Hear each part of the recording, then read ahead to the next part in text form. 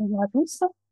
Alors, je suis Charlotte Léon, donc je travaille pour l'association Arusha France, qui est gestionnaire en fait d'une propriété privée qui est dans l'arrière-pays niçois. Et donc moi, je travaille sur plusieurs inventaires scientifiques. On fait le STERF notamment, et puis bien sûr l'ermite.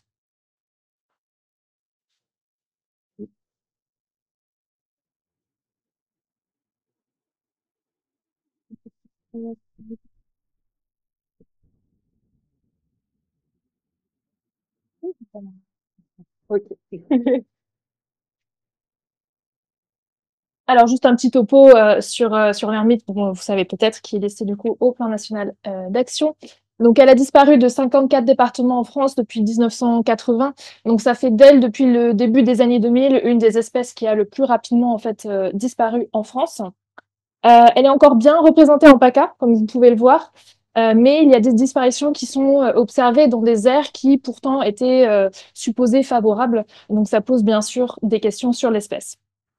Donc plusieurs hypothèses sont remises en cause, donc un peu comme pour toutes, bien sûr, le changement des pratiques agricoles, avec notamment l'abandon du pastoralisme qui est très présent dans la région, l'urbanisation, donc ça va être le développement urbain qui va conduire à une perte et une dégradation ensuite des habitats favorables.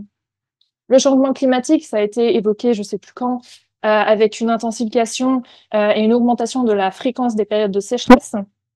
La disparition des plantes hôtes, donc la toxicité avec les pesticides, et puis aussi juste une disparition de ces terres agricoles favorables.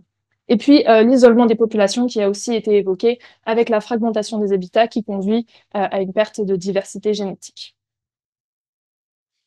Donc il y a des connaissances sur l'espèce, mais comme ça a été souligné par justement la synthèse bibliographique qui a été réalisée, beaucoup en fait de données actuellement sur l'ermite viennent de République tchèque ou ont été collectées dans des laboratoires. Donc c'est bien, mais forcément c'est pas forcément représentatif de la réalité sur le terrain. Donc nous on fait cette étude donc pour resituer. Donc là vous avez Nice et nous on est là. Une belle image qui n'est pas très bien retranscrite. Donc, on suit deux populations depuis 2021, donc c'est une étude encore jeune, entre guillemets, sachant que l'étude en 2021 était une étude vraiment pilote pour un petit peu savoir ce qui se passait. Donc, c'est à partir de 2022 où on a vraiment notre protocole qui est en place. Donc, on fait également des prospections en dehors des sites, mais on a deux sites qui sont localisés particulièrement. Donc, les objectifs de l'étude, c'est d'abord de cartographier l'aire de distribution de l'espèce sur la propriété, donc dans son ensemble, évaluer la taille des populations présentes et surtout suivre leur évolution dans le temps, estimer la capacité de dispersion de l'espèce, estimer la durée de vie de l'espèce également, identifier les plantes hausses de l'espèce, donc on sait qu'elle se développe sur des graminées, mais localement, on ne sait pas exactement forcément quelles espèces, et après, bien sûr, analyser la diversité génétique de ces populations. Donc voici les deux sites que nous avons identifiés chez nous. Donc voilà, comme je disais, on fait également des prospections en dehors, mais c'est vraiment ces deux sites-là qui vont avoir notre protocole principal. Donc l'étude va se faire en deux parties. La première sur la prospection des chenilles, donc ça va être en mai-juin à peu près. Alors la chenille, elle n'est pas très pratique parce qu'elle est nocturne. Ça veut dire que les prospections se font entre 23h et 1h du matin. Et comme vous pouvez le voir, elle est assez petite, un peu brune, et en plus elle fuit la lumière. Donc ça veut dire que c'est assez compliqué de la trouver.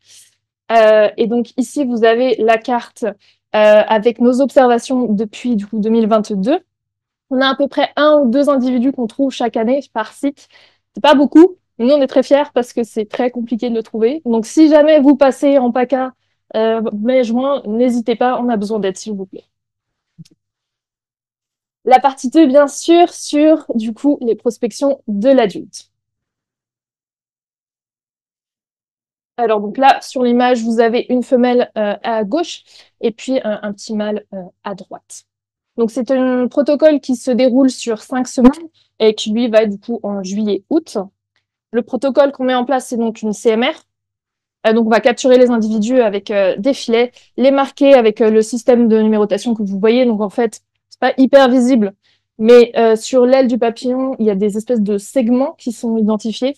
Et donc, on va apposer un point d'une couleur différente avec un feutre.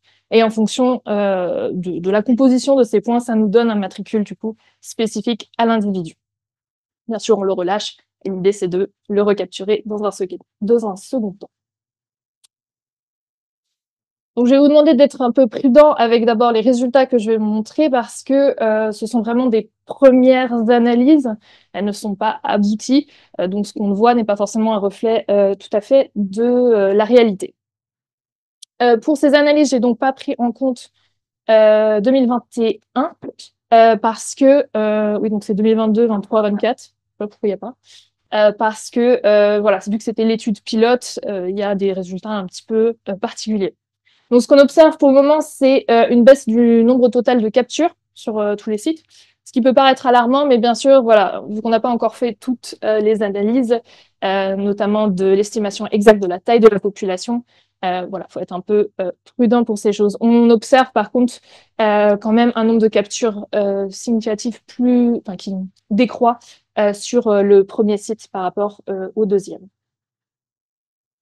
Et en termes de recapture, donc la capture, ça va vraiment être la première capture et la recapture, on a un petit peu ce même phénomène qui s'observe au moment. Donc je vous demanderai juste d'attendre le rapport qui devrait être fait quelque part dans l'année pour avoir vraiment s'il y a un déclin dans cette population ou non, sachant que chez les papillons, il peut aussi simplement avoir des cycles sur plusieurs années qui peuvent être anticipés. Donc voilà, on n'est pas encore trop sûr.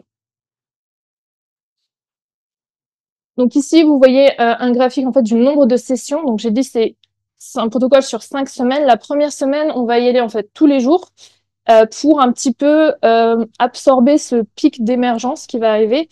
Et puis ensuite, pour les 4 autres semaines, on va y aller tous les 2 jours, donc 3 fois par semaine. Et c'est un peu reconfirmé. Hein. Donc ça, c'était quelque chose qu'on avait vu dans notre étude pilote et qu'on a appliqué ensuite à partir de 2022. Donc de 1 à du coup 5, 6, 8. On a 70% en fait des individus qui vont être capturés vraiment pendant ces 2 premières semaines. Donc c'est hyper important du coup de vraiment absorber ce pic d'émergence, sinon on passe à côté d'une grosse partie en fait de la population. Ici vous retrouvez une carte un petit peu de l'utilisation de l'habitat. Donc on remarque des zones un peu vraiment qui vont apparaître comme plus utilisées, plus fréquentées que d'autres, sachant que l'aire a été identifié comme favorable sur toute la zone. Donc voilà, c'est assez intéressant de voir que la population peut l'utiliser un peu différemment. Aussi, une donnée qui est assez intéressante, c'est que vous voyez que les 2 sites ne sont pas très loin l'un de l'autre. Pourtant, on n'a aucun, il me semble, on n'a aucun individu du site 1 qui va dans le site 2 et vice-versa que l'on a capturé. Il y en a peut-être qu'on n'a pas capturé, mais à l'heure actuelle, on n'a aucune communication entre ces 2 sites qui sont pourtant proches. Donc là, on a l'analyse sur toutes les années, et puis si on détaille par année, on voit que certaines années, il y a des poches qui vont émerger un peu plus que d'autres. Donc là, il y a juste en fait la route là, et c'est quelques centaines de mètres. Ouais.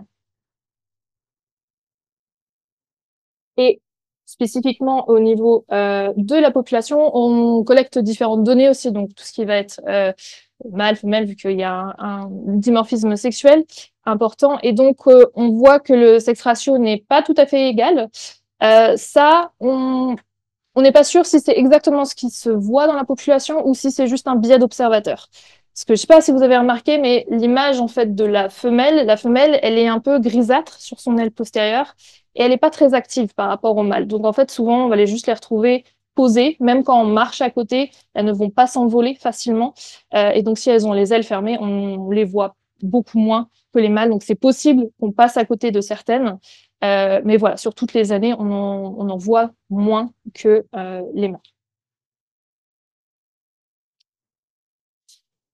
Et enfin, donc sur la dernière partie que nous sommes en train de réaliser, que nous avons commencé en fait l'année dernière suite à un financement, UPI, c'est la partie analyse génétique. Donc on a commencé à collecter du matériel génétique sur le domaine, donc sur les 2 sites et sur 8 autres sites en dehors. L'objectif étant vraiment de gagner une expertise locale sur l'espèce. On ne veut pas appliquer des des informations, des données d'autres sites, mais vraiment sur ces sites. Donc là, on a commencé à collecter des petites pattes. Donc l'objectif étant pour la saison, là cet été en fait, qui va arriver, de collecter au total une centaine de prélèvements en fait génétiques sur les individus du domaine et ceux en dehors, pour voilà essayer de comprendre un petit peu mieux la connectivité et la diversité génétique de ces populations qui pourraient être en danger et qui pourraient être une des raisons pour laquelle, malgré le fait qu'elles se trouvent sur des aires favorables, elles sont en fait en déclin. Et voilà. Donc merci.